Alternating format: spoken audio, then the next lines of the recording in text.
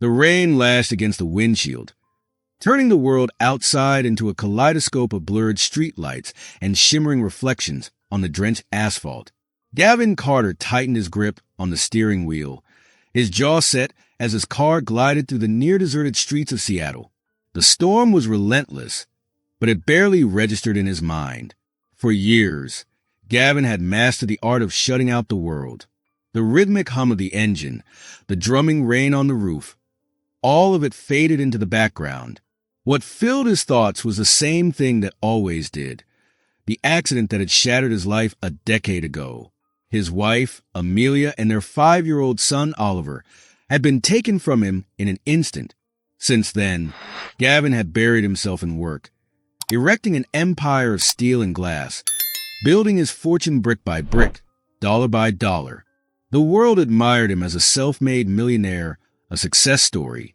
Yet inside, he felt hollow, existing, not living. A flash of movement on the sidewalk snapped him from his reverie. As he slowed for a red light, he squinted through the rain and spotted a young woman huddled beneath the inadequate shelter of a bus stop awning. She clutched a baby in her arms, her silk jacket clinging to her thin frame. The blanket wrapped around the infant looked threadbare, hardly enough to fend off the cold. Gavin felt a pang in his chest, an ache he hadn't allowed himself to feel in years. Compassion was foreign to him now, buried beneath layers of detachment. But in that moment, something stirred, something he couldn't ignore.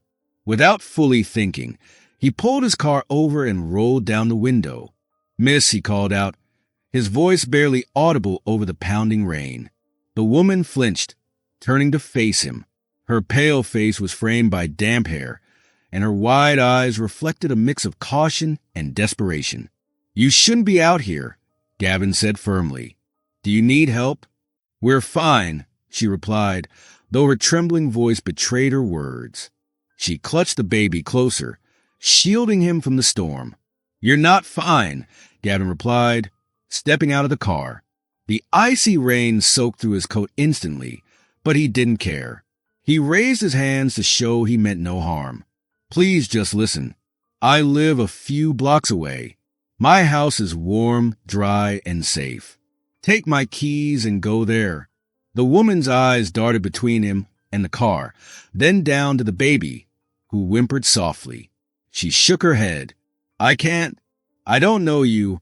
Gavin reached into his pocket, pulling out his wallet. He flipped it open to reveal his driver's license. "My name is Gavin Carter. I'm not a threat. Look, I'm just asking you to take shelter. For the baby's sake."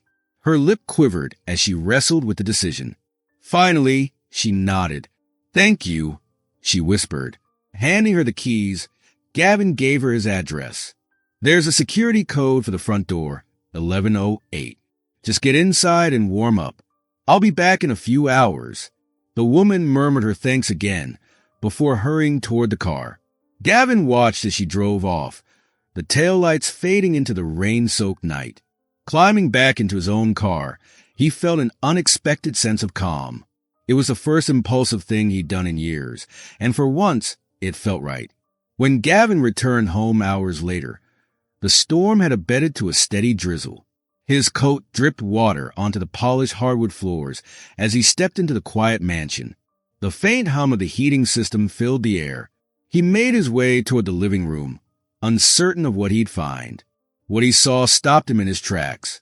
The woman was curled up on the leather couch, fast asleep. The baby lay nestled against her chest, his tiny fist clutching a blanket. The soft glow of the fireplace cast flickering shadows across the room, painting a picture of fragile peace. Gavin's heart clenched at the sight. There was something achingly familiar about the way she held the child, a memory that tugged at the edges of his mind. As he stepped closer, his eyes fell on a small silver necklace glinting around the baby's neck. The pendant rested just above the infant's chest, its intricate design catching the firelight. He froze. He knew that necklace. He had had it custom-made years ago, a one-of-kind piece he'd given to his son, Oliver, on his 5th birthday. He could still see it in his mind's eye, the delicate chain, the carefully crafted charm. His breath caught in his throat. It wasn't possible. Crouching down, Gavin examined the pendant more closely, careful not to wake them. It was identical. There was no question. His heart raced as memories crashed over him. Oliver's laughter, Amelia's warm smile, the birthday party, and then the accident, the wreckage, the devastating loss. He'd been told there were no survivors. Yet here it was, a piece of his past, inexplicably present. Gavin staggered back, running a hand over his face. Questions flooded his mind. Who was this woman? How did she come to have the baby? And why did the child wear this necklace? The possibilities were too wild to consider, yet the evidence was undeniable. Turning away, he retreated to his study.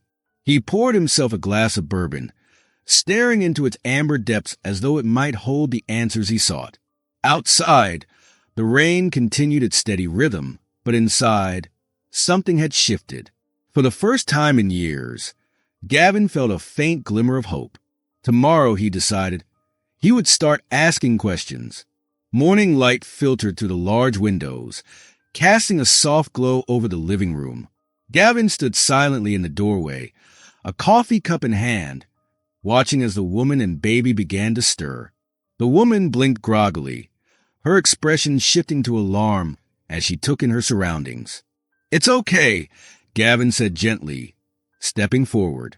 "You're safe?" She sat up, cradling the baby protectively. I didn't mean to fall asleep," she stammered. "We'll leave now. Thank you for letting us stay."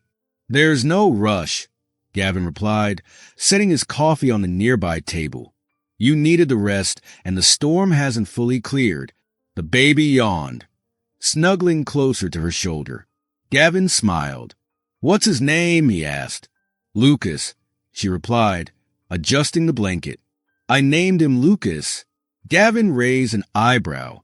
"You named him? So, he's not your son." The woman's grip tightened slightly, and she looked away. "No," she admitted softly. "I found him." Gavin's pulse quickened. "You found him?" he repeated. "It was with him when I found him," she said simply. "I thought it might be a clue to who he is." Gavin exhaled slowly, his mind racing. This was no coincidence. He could feel it, a certainty that this child was connected to his past. But how? And why now, after all these years? "Do you know anything else about him?" Gavin asked, his intensity making her shift uncomfortably. "No," she said, shaking her head.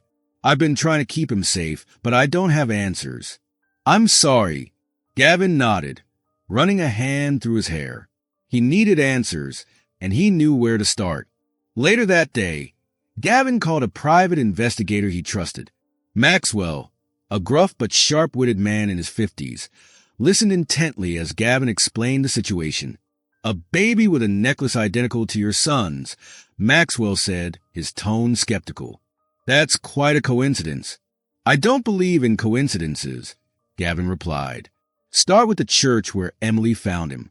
There's got to be something there." "All right," Maxwell said, "but I have to warn you, cases like this can get messy. Are you sure you want to dig up the past?" Gavin's voice was quiet but firm. "I don't have a choice." As he hung up, Gavin stared out the window. The rain now a gentle drizzle. Hope and dread churned within him. If Lucas was truly connected to his son, it would mean reopening wounds he'd spent years trying to close. But if there was even a chance, he had to know. Downstairs, the sound of Lucas's laughter echoed faintly. It was a sound Gavin hadn't heard in years, a sound that made him believe, for the first time in a long time, that the past might not be as far away as he thought. Gavin was on the phone with Maxwell, talking about a mystery they were trying to solve.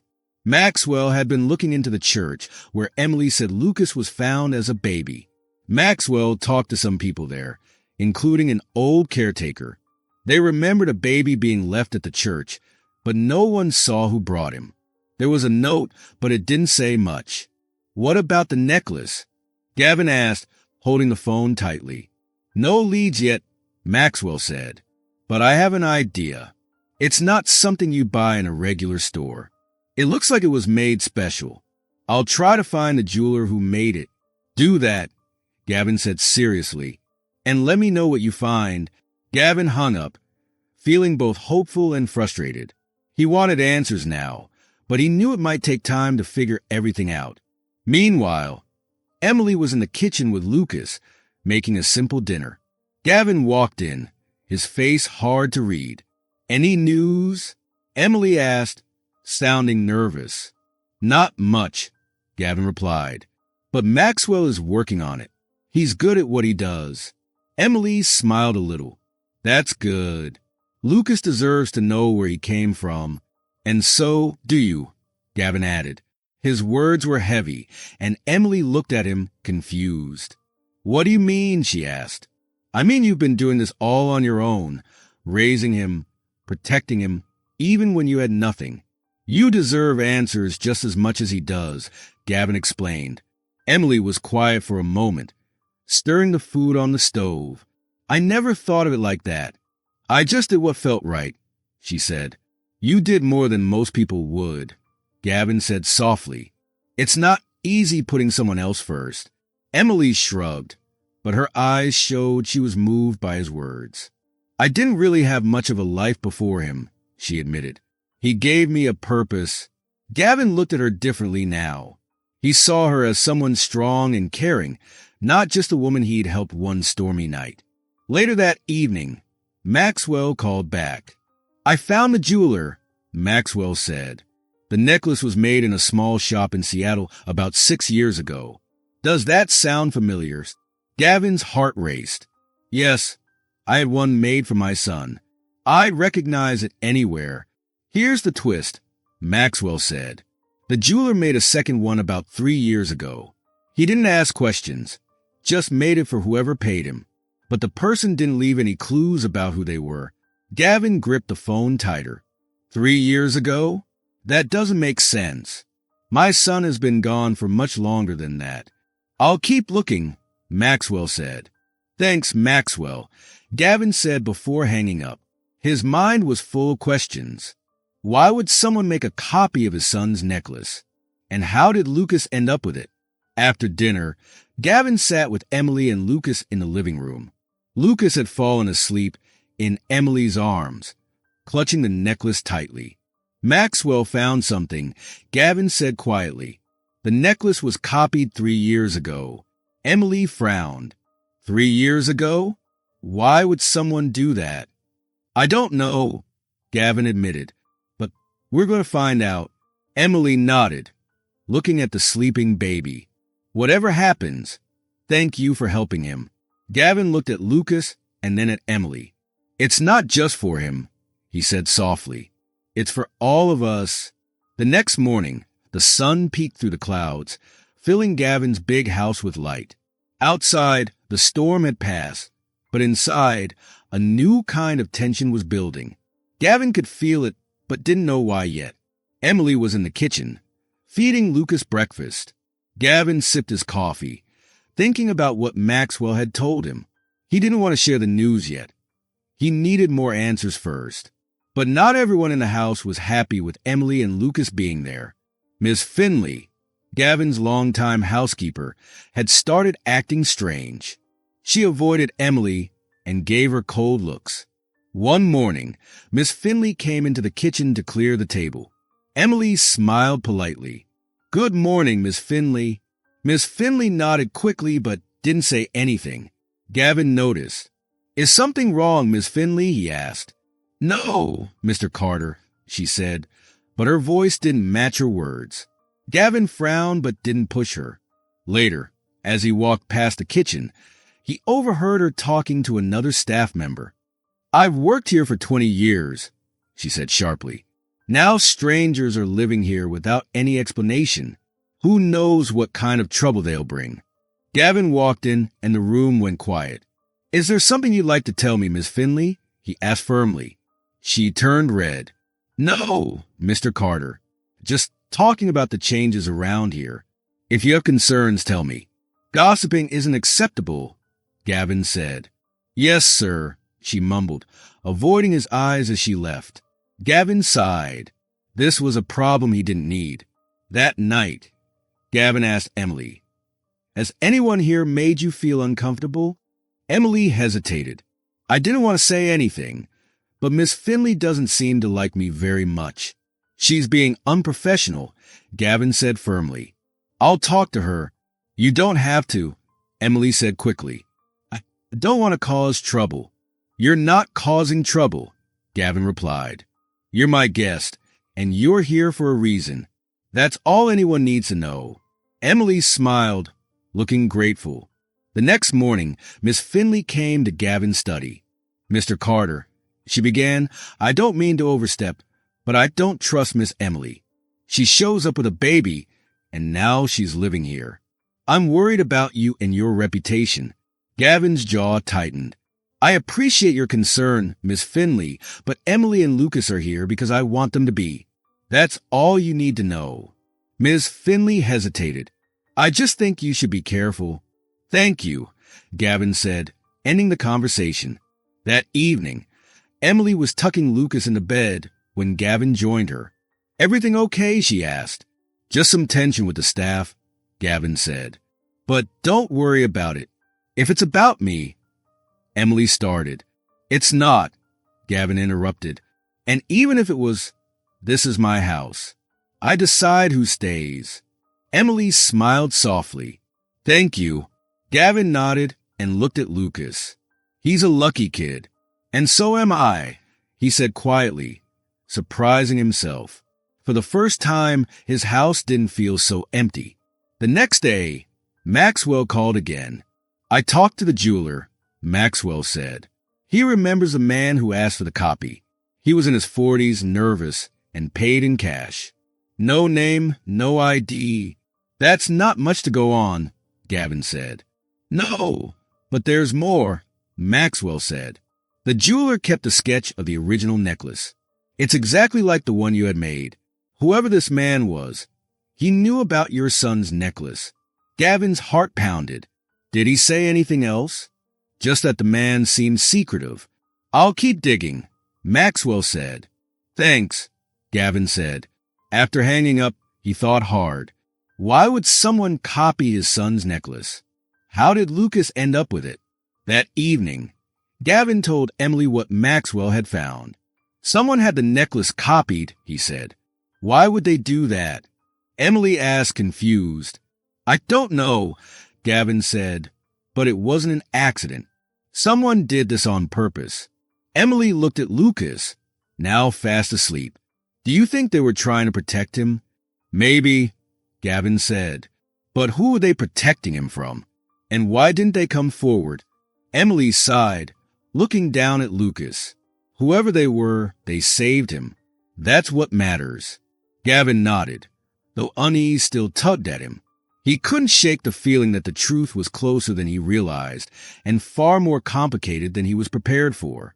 The next day, Maxwell's investigation took an unexpected turn when Gavin answered his call.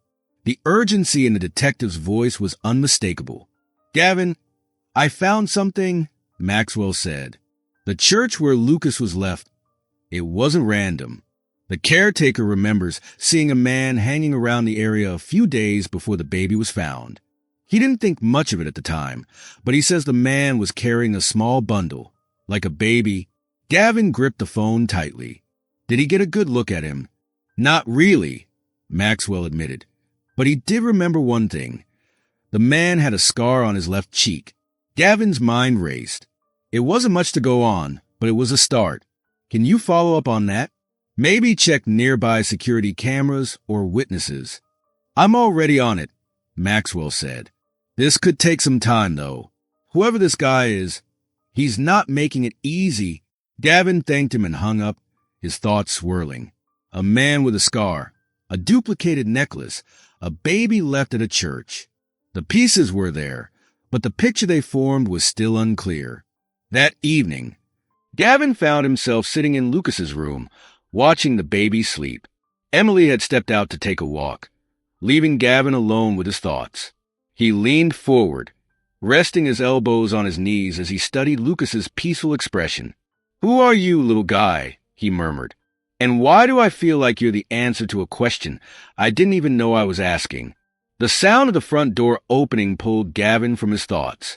Emily returned, her cheeks flushed from the crisp evening air. She joined him in Lucas's room, taking a seat on the chair beside him. I needed some fresh air, she said softly. Everything okay? Gavin asked. Emily nodded, though her expression was pensive. I've just been thinking about all of this, about how my life has changed since I found him. It's a lot, Gavin said, his voice gentle. For both of us. Emily looked at him, her eyes filled with a quiet determination. I just want to do what's best for him, no matter what that means. So do I, Gavin said, meeting her gaze. And we'll figure it out together. As the night deepened, Gavin felt a strange sense of clarity. The road ahead was uncertain, but for the first time in years, he didn't feel like he was walking it alone. The next morning, the mansion buzzed with activity as the house staff went about their usual routines. The tension from Mrs. Harper's unease toward Emily seemed to have spread, infecting the atmosphere of the once serene home.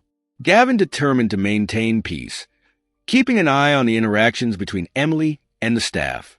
Emily, ever aware of the growing hostility, carried Lucas to the sunlit sitting room. She spread a blanket on the floor and set Lucas down with a few toys Gavin had found in a storage closet. Lucas babbled happily, oblivious to the unease around him. Emily sat nearby, sipping tea and trying to ignore the undercurrent of suspicion she felt from the staff. Good morning, Miss Emily, Mrs. Harper said as she entered the room, her tone clipped but polite enough. I see you've made yourself at home. Emily stiffened but forced a smile. Just keeping Lucas entertained, of course, Mrs. Harper replied, her gaze lingering on Lucas before sweeping over to Emily's belongings piled neatly in the corner. You've certainly brought a lot with you. Emily's cheeks flushed. It's just a few things we needed. Mrs. Harper's smile didn't reach her eyes. Well, let me know if you need help finding more space. The veiled comment wasn't lost on Emily, but she held her tongue. Lucas let out a joyful squeal, drawing both women's attention.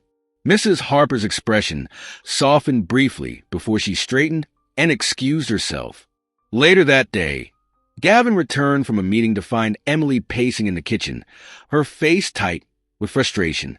Everything okay? He asked, stepping in. Emily turned to him, clearly upset. Gavin, I don't want to cause problems, but I think Mrs. Harper doesn't trust me. She's been watching me. It's uncomfortable. Gavin frowned. I've noticed. I'll talk to her again. Emily sighed, her hands wringing. I don't want to create drama, but it's hard to feel welcome when I know she's suspicious of me. You are welcome here, Gavin said firmly, and I'll make sure Mrs. Harper knows that. Emily gave him a small, grateful nod, but the unease lingered in her posture. The next morning, the tension came to a head. Mrs. Harper approached Gavin while he was in his study, her expression troubled. Mr. Carter, she began, hesitating slightly. I didn't want to bring this to your attention, but I've noticed something concerning. Gavin set down the document he was reading. What is it? Mrs. Harper shifted uncomfortably. Some of the silverware from the dining room is missing, and I couldn't help but notice that Miss Emily has been spending a lot of time near the storage areas. Gavin's eyes narrowed. Are you accusing Emily of stealing? I'm not accusing anyone, Mrs. Harper said quickly. I'm just saying it's worth looking into. Gavin leaned back in his chair, his jaw tightening. I'll handle it. Mrs. Harper nodded and left the room, but Gavin remained seated, frustration building within him. He didn't believe Emily was capable of stealing, but the seed of doubt Mrs. Harper had planted was difficult to ignore.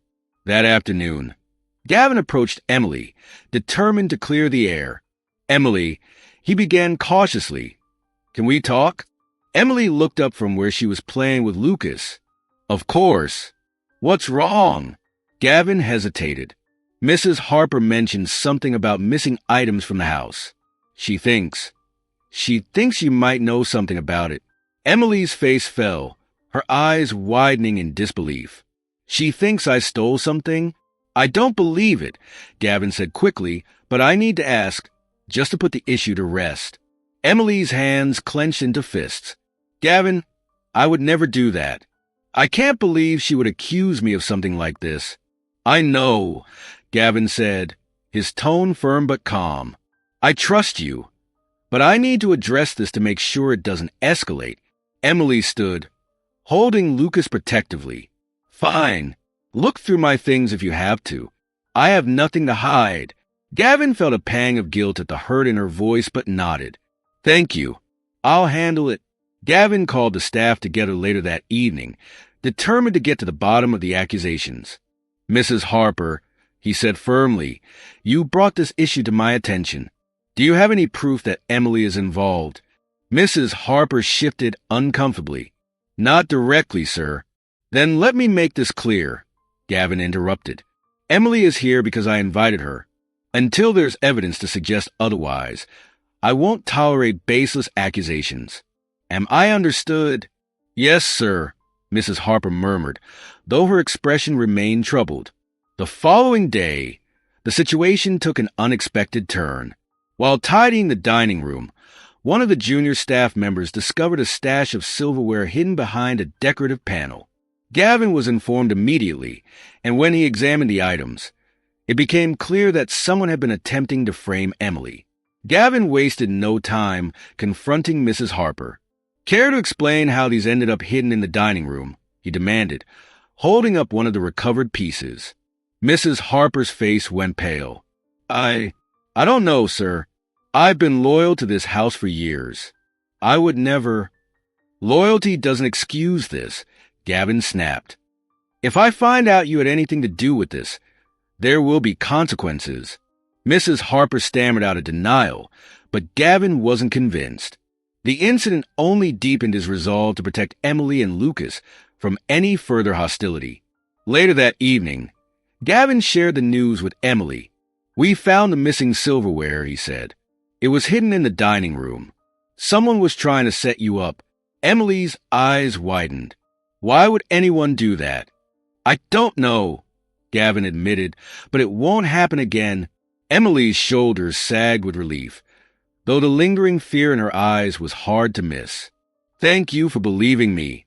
Gavin reached out, resting a reassuring hand on her shoulder. You don't have to thank me. You're part of this house now, and I'll do whatever it takes to make sure you feel safe here. For the first time in days, Emily smiled, a small but genuine expression of gratitude. Gavin returned the gesture, silently vowing to uncover the truth, no matter how complicated it became. The morning sun poured through the large windows of Gavin's study as he sat at his desk, mulling over the events of the previous day. The discovery of the hidden silverware had been a small victory, but the tension in the house remained palpable. Gavin knew he couldn't allow it to fester. The sooner the real culprit was identified, the better for everyone involved. His phone buzzed on the desk, breaking his concentration. It was Maxwell. Morning, Gavin greeted, his voice steady but expectant. Got an update for you? Maxwell's voice came through the phone. I managed to pull some surveillance footage from the area around the church where Lucas was left. It's not the best quality, but I think we've got something useful. Gavin straightened in his chair. What did you find? There's a figure on the footage. A man carrying what looks like a small bundle. It matches the caretaker's description down to the scar on his cheek. The footage doesn't show his face clearly, but it's something. Anything else? Gavin pressed. Yeah, I traced the man's movements through the area. He boarded a bus heading toward Tacoma. I'm working on getting more footage from the transit system, but it's slow going. Gavin nodded, though Maxwell couldn't see him. Keep me posted, and thanks. After hanging up, Gavin leaned back in his chair, his mind racing. The man in the footage might hold the answers they needed, but the trail was still tenuous. He would need patience, a commodity he was running out of. Meanwhile, downstairs, Emily tried to focus on Lucas as he played with a set of wooden blocks on the living room floor. Despite Gavin's reassurance the night before, she couldn't shake the feeling of being watched. Every time she passed Mrs. Harper or another staff member, She felt their eyes linger just a moment too long. "Hey!" Gavin's voice broke through her thoughts as he entered the room. He carried a small box, which he sat down on the coffee table. "Emily, what's that?" "I thought it was time Lucas had something more fitting for a child his age," Gavin said, opening the box to reveal a collection of new toys, brightly colored and well-made. They were a stark contrast to the hand-me-downs Lucas had been playing with. Emily's face softened. "You didn't have to do that." "I wanted to," Gavin replied simply. "He deserves it." Lucas let out a delighted squeal as Gavin handed him a soft plush bear. Watching the child's joy, Gavin felt a warmth he hadn't experienced in years. It was as though Lucas' laughter had the power to fill the empty spaces in his heart. Emily, however, seemed hesitant. "Gavin," she began carefully, "I appreciate everything you've done for us, but I can't help feeling like this isn't just about Lucas." Gavin met her gaze, his expression unreadable. "What do you mean?" "I mean," she said slowly, "I feel like you're searching for something more than just answers about him." Gavin didn't respond immediately. Instead, he leaned forward, resting his elbows on his knees. "You're right," he admitted. "Lucas reminds me of someone I lost, someone I thought I'd never see again. And that necklace, it's not just a coincidence." Emily's breath hitched. "You really think he's your son?" "I don't know," Gavin said honestly. "But if there's even a chance, I have to find out." That afternoon, Maxwell called again with more news. Gavin excused himself from Emily and Lucas, stepping into his study to take the call. "I got lucky," Maxwell began. "Managed to track down more footage. The guy with the scar got off the bus in Tacoma and went into a small motel. I spoke to the manager, and he remembered the guy renting a room there for a couple of nights." "Did he leave anything behind?" Gavin asked, his pulse quickening. "Not much, but the manager mentioned something interesting. The guy was seen carrying a small box when he left. A box," the manager said, "looked like it might hold jewelry." Gavin's mind immediately went to the necklace. "Do you have a name?" "Not yet," Maxwell admitted. "The guy paid cash and didn't leave any ID, but I'm working on it." "Good," Gavin said. "Keep digging." As he hung up, Gavin felt the pieces of the puzzle shifting into place. Whoever this man was, he had to know something, and Gavin was determined to find him. That evening, as the household settled into its usual routine, Gavin called a meeting with the staff. He stood at the head of the dining room table, his presence commanding but calm. "I want to address the issue from yesterday," he began. "The silverware was found hidden in the dining room, and it's clear someone was trying to frame Emily. I won't tolerate that kind of behavior in my house." The staff exchanged uneasy glances, but no one spoke up. "If anyone here has information about this," Gavin continued, his voice firm, "now is the time to come forward." Mrs. Harper shifted in her seat, her discomfort evident. Gavin's gaze landed on her, and for a moment, the room was silent. "I hope I've made myself clear," Gavin said finally. "This is your last chance to resolve this matter quietly." When no one responded, Gavin dismissed the staff, his frustration simmering just below the surface. He needed to get to the bottom of this, not just for Emily, but for the stability of his home. As the night wore on, Gavin found himself in Lucas's room once again. The baby was fast asleep, his tiny hand clutching the silver necklace. Emily stood beside the crib, her expression a mix of exhaustion and quiet resolve. "You didn't have to do all that," she said softly, referring to the staff meeting. "Yes, I did," Gavin replied. "You and Lucas deserve better than this." Emily glanced at him, her eyes glistening. "I don't know why you believe in us so much, but thank you." Gavin smiled gently. "Sometimes, you just know when someone or something is important." Standing quietly in the warm nursery glow, both he and Emily felt the long journey they'd been on. The answers they needed were out there somewhere, waiting for them. Together, they were ready to uncover the truth. The next morning, peace filled the big house. Emily sat on the back patio with Lucas on her lap. The soft morning breeze touched her face as she focused on Lucas's happy giggles while he reached for a butterfly flitting nearby. Gavin walked outside, holding 2 steaming cups of coffee. His calm presence brought her comfort. He handed her a cup and sat beside her. "Thought you might need this," he said with a small smile. "Thanks," Emily replied, wrapping her hands around the warm mug. They sat quietly, watching Lucas wriggle with joy at the garden sights and sounds. "You're good with him," Gavin said suddenly, his voice thoughtful. Emily glanced at him, surprised. "I just do my best. He makes it easy." Gavin looked at her seriously. "It's more than that. You've given him something I thought I'd lost, a sense of home." Emily looked down at her mug. "I guess I've been searching for that too." Gavin leaned forward. "Emily, there's something I need to tell you about why Lucas means so much to me." She met his eyes, curious. "I'm listening." For the next hour, Gavin shared his story, one he'd kept locked away. He talked about Amelia, his wife, whose laughter was the light of his life, and Oliver, their lively, curious son. Then he told Emily about the terrible accident that took them both away from him. "I thought I'd lost them forever," Gavin said, his voice heavy. "But when I saw Lucas wearing that necklace, it felt like a piece of them was still here, like there might be a connection I never imagined." Emily's eyes filled with tears as she listened. "Gavin, I'm so sorry. I can't imagine that kind of pain." Gavin gave her a faint smile. "You've had your struggles too, haven't you? I can see it in the way you protect Lucas and hold yourself together, even when things are hard." Emily looked away, her jaw tight. "I've always felt like I had to. I didn't have anyone else to lean on." "You do now," Gavin said firmly. "We're in this together, Emily." Her lips trembled, and she nodded, grateful for his support. Later that day, Gavin got a call from Maxwell, his private investigator. Gavin stepped into his study to take it. "I've got something," Maxwell said without any greeting. The man with the scar might have stayed at a motel in Tacoma after leaving the church.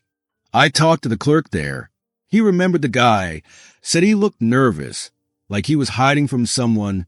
Did he leave anything behind?" Gavin asked, his heart racing. "Not exactly," Maxwell replied, but the clerk said the man asked for directions to a law office downtown. "I'm following up on it now." "A law office?" Gavin repeated, confused. Why would he go there? "Could be anything," Maxwell said. "Maybe custody papers or legal advice." "It's a good lead, though." "Keep me updated," Gavin said, ending the call. He leaned back in his chair, his mind spinning. The puzzle pieces were coming together, but he still didn't know what they meant. That evening, the house was quiet. Gavin joined Emily and Lucas in the nursery. Lucas was fast asleep, his little chest rising and falling peacefully. Emily stood by the crib, watching over him. "He's happy here," Gavin said softly. "You've done an amazing job with him." Emily looked at him and smiled faintly. "I just want him to feel safe. That's all I've ever wanted." "He's more than safe," Gavin said, stepping closer. "He's loved. And that's because of you." Emily's eyes shimmered with emotion. "It's because of you, too. You didn't have to take us in, but you did. You've given us more than I ever thought we'd have." Gavin gently rested a hand on her shoulder. "You've given me something too, Emily. Hope. For the first time in years, I feel like I have a reason to believe in something again." Emily's breath hitched, and for a moment, they stood silently, the connection between them growing stronger. As night deepened, Gavin thought about how far they had come. The mansion, once cold and empty, was now alive with warmth and purpose. They didn't have all the answers yet, but they weren't alone anymore. The next morning, sunlight lit the mansion in golden hues. Gavin sat at the breakfast table, stirring his coffee and thinking about Maxwell's lead. Emily joined him with Lucas in her arms. The baby squealed happily as Gavin reached for him, lifting him into his lap. "He's always happiest in the mornings," Emily said warmly. "He's got the right idea," Gavin replied with a rare smile. Emily sat down with her tea. Have you heard anything new from Maxwell? Not yet, Gavin admitted. He's following up on the law office lead.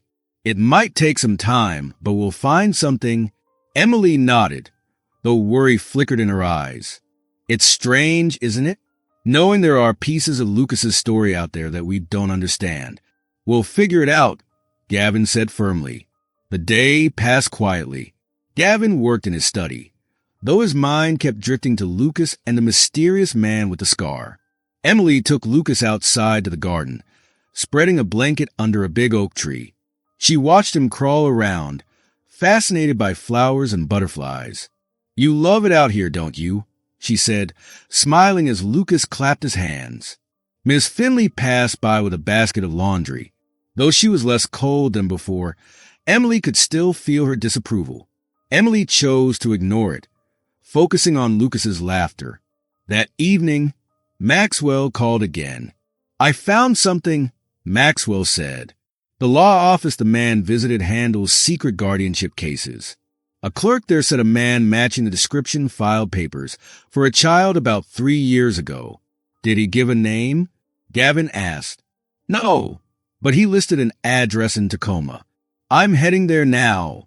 Send me the address, Gavin said. I'm coming too. You sure? Maxwell asked. This is personal, Gavin replied firmly. I need to be there. Maxwell sighed. All right, I'll text you the details. Gavin told Emily before he left. She looked worried but told him to be careful. The drive to Tacoma was quiet. Gavin's thoughts churned as he pieced together everything. The necklace, the church, the man with the scar, and now this address. When he arrived, Maxwell was waiting outside a rundown apartment building. The neighbor remembers him, Maxwell said, but he hasn't lived here in over a year. She said she saw him leave with a child, about a year old, wearing a silver necklace. Gavin's heart sank. Lucas, it seems likely, Maxwell said. Gavin drove home, his mind racing. The man with the scar wasn't a stranger. He was a part of Lucas's life. But why had he left the baby at the church? What was he running from? When Gavin got home, the house was dark, except for a lamp in the living room. Emily was waiting for him. Did you find anything? She asked softly. The man left Tacoma with Lucas about a year before the church, Gavin said. We're still figuring out the rest. Emily looked thoughtful. So, he really was trying to protect him. It seems that way, Gavin replied, but we don't know why. The next morning, Gavin sat in his study, staring at a map. Emily came in with Lucas, who babbled happily. You didn't come down for breakfast, she said. Gavin looked up, smiling faintly. Got caught up in all this, he said, gesturing to the map. Emily studied it. It's amazing how far he's come, and how much we don't know. Gavin nodded. Maxwell's still looking. We'll figure this out. Emily placed a hand on his shoulder. You've done so much for Lucas. Whatever happens, you've made a difference. Gavin looked at her, his voice steady. We're in this together. I'm not stopping until we know the truth. That afternoon, Maxwell called again. I found something new, Maxwell said. The man filed guardianship papers under a fake name, but he listed a contact in Seattle, a warehouse. It's abandoned now, but it's worth checking out. Gavin nodded. Send me the address. I'll meet you there. Gavin's mind was full of thoughts. A clue so close to home couldn't be ignored. Send me the address. I'll meet you there, he said. I'll check it out first, Maxwell replied. It might be nothing, or it could be dangerous. I'm coming, Gavin said firmly. I need to see this through. The drive to the warehouse was tense. Emily had wanted to come too, but Gavin convinced her to stay with baby Lucas. He promised to call her as soon as he found anything. Leaving them behind made Gavin feel sad, but he pushed those feelings away. This wasn't just about him. It was about giving Lucas the future he deserved. The warehouse was old and broken down, with dirty brick walls and windows covered with wooden boards. Maxwell was waiting near the entrance, his arms crossed. This place has been empty for years, Maxwell said as Gavin walked up to him. I looked at the public records. It used to be owned by a shipping company that closed down 10 years ago. Why would someone use this place as a contact? Gavin asked, confused. There's only one way to find out, Maxwell said, taking a flashlight from his jacket. Inside, the air was damp and smelled funny. Everything was covered in dust, and broken boxes were scattered everywhere. As they went deeper into the building, Maxwell's flashlight hit something shiny on a table. Gavin's heart beat faster as he walked closer. He knew what it was right away. A silver necklace just like the one Lucas always wore. This is it, Gavin said, his voice serious. He was here. Maxwell picked up the necklace and looked at it. Then he noticed a small stack of papers on the table. The first page was an old photo of a woman holding a baby. The picture was blurry, but Gavin recognized the woman's face. Amelia, he whispered, feeling a lump in his throat. This must have been taken before the accident. Maxwell flipped through the papers. These look like medical records, he said, frowning. There's a name, Lucas Carter, and the date of birth matches your son's. Gavin's chest felt tight. He's my son, he said, his voice shaking as the truth hit him. Lucas is Oliver. Maxwell put a hand on Gavin's shoulder. We need to figure out why that man with the scar was protecting him. These papers might have answers. When Gavin came home that night, he felt a mix of relief, confusion, and determination. Emily was sitting in the living room, holding Lucas, who was fast asleep. What did you find? She asked, her voice full of worry and hope. Gavin sat beside her, looking at the baby. He's my son, he said softly. Lucas is Oliver. Emily's eyes widened, and tears filled her eyes as she looked down at Lucas. Are you sure? There's no doubt, Gavin said. But we don't know why the man with the scar hit him, or why he left him at the church. Emily placed her hand on Gavin's. No matter what, he's safe now. That's what matters most. Gavin nodded, his resolve growing stronger. I won't stop until I find out the truth. Oliver deserves that. Late that night, the house was quiet. Gavin sat alone in the nursery, watching Oliver sleep. The silver necklace glimmered in the moonlight, a reminder of everything they had been through. For the first time in years, Gavin felt a glimmer of hope. The answers were close, and with Emily by his side, he knew they'd uncover the full truth. The next morning, Gavin woke up feeling more determined than ever. Discovering the truth about Lucas being Oliver had lifted a heavy weight from his heart. But there were still questions. Who was the man with the scar? And why had he gone so far to protect Oliver? Downstairs, Emily was feeding Lucas in the kitchen. The sight made Gavin feel warm inside, but he also felt guilty. He hadn't told her everything yet. Not about the photo of Amelia or the medical records Maxwell had found. Morning, Emily said, smiling. Morning, Gavin replied, sitting across from her. His eyes rested on Lucas, the boy who had brought so much light into his life. How's he doing?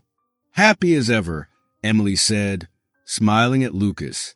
He doesn't seem to care about all the mysteries around him. Gavin laughed softly, but his thoughts turned serious again. Emily, he said, there's more I need to tell you. Her smile faded, and she put down the spoon. What is it? Gavin leaned forward. Maxwell found a photo in the warehouse. It was Amelia holding Oliver. It proves everything. Emily's eyes softened. That's wonderful, Gavin. It must feel like you're getting a part of her back. Gavin nodded, but his voice was tight. There's more.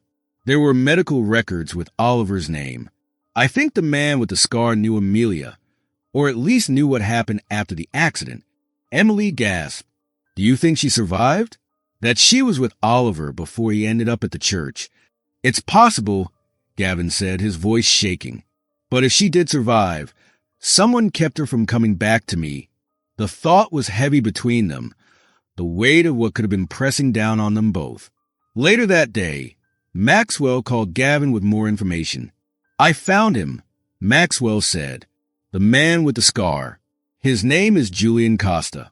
He used to be a paramedic. He was at the scene of your family's accident. Gavin gripped the phone tightly. What did he say? I spoke to him this morning, Maxwell explained. He admitted to taking Oliver. He said he found Amelia alive, but she was badly hurt. She made him promise to protect Oliver, saying it wasn't safe for him to stay with you. Gavin's heart sank. Not safe? What did she mean? Rivera wouldn't say, Maxwell replied. But he hinted Amelia was scared of someone close to you. He said he left Oliver at the church because he couldn't take care of him alone and thought it was the safest option. Did Amelia survive? Gavin asked, his voice breaking. No, Maxwell said gently. Rivera said she died at the scene. He did everything he could, but her injuries were too severe. The news hit Gavin like a punch, but anger quickly followed. Who was she afraid of, he asked. Who could have done this to my family? I'm still working on it, Maxwell said. But Rivera is willing to meet you if you want to hear more. I'll meet him, Gavin said without hesitation. Send me the details. Gavin met Julian Costa at a quiet cafe. Rivera was older than Gavin had expected, with a tired look and a faint scar on his cheek. Mr. Carter, Rivera began, his voice rough. I owe you an apology. You took my son, Gavin said, his voice sharp, but you also saved him. Why? Rivera nodded, his hands gripping the table.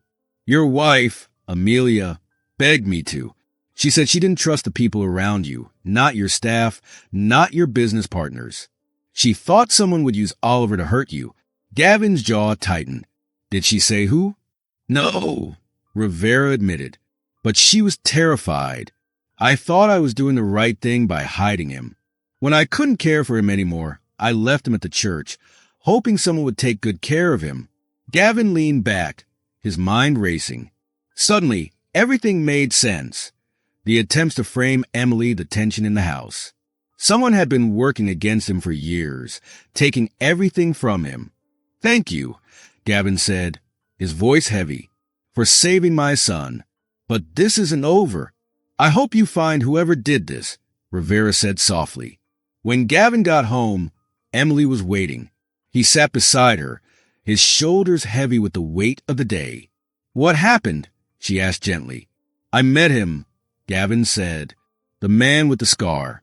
He saved Oliver because Amelia begged him to. She was afraid of someone close to me. Emily's eyes widened. Do you know who? Not yet, Gavin said, but I will. And when I do, they'll pay for what they've done. Emily held his hand. Whatever happens, you have me and Lucas. You're not alone. Gavin looked at her, his heart full of gratitude and determination. We'll face this together. As Lucas stirred in his crib, Gavin felt calm for the first time. The road ahead was still uncertain, but with Emily and Oliver by his side, he was ready to face whatever came next. If this story resonated with you or sparked new thoughts, I'd love to hear your perspective. Please share your insights in the comments below. Be sure to like and subscribe to stay connected and never miss our upcoming videos. Thank you for watching, and I'll see you in the next video.